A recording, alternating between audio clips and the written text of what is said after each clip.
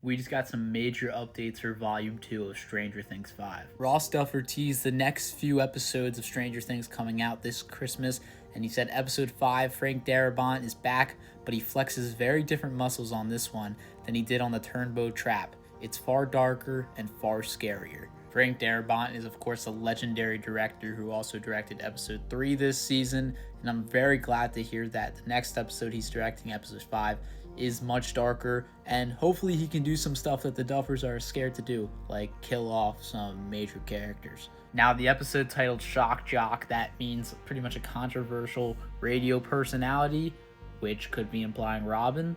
Now, I do love Robin, but I kind of think she is kind of the perfect main character to kill off this part.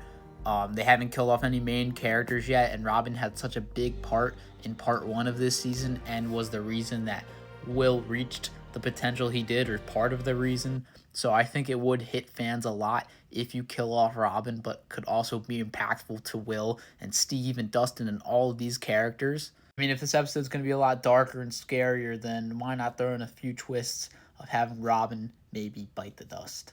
Then for episode 6, the tease is directed by Sean Levy. It's the biggest episode of the 3, and the performances make us cry every time we watch it. I am really looking forward to this episode because Sean Levy always delivers and usually delivers the best episodes of the season. But it was also reported that Sadie Sink Max will be the focal point of this episode. And that's fantastic because the last time he directed an episode and Max was the main focal point, it was Dear Billy. And I think that is still the best episode of the entire show.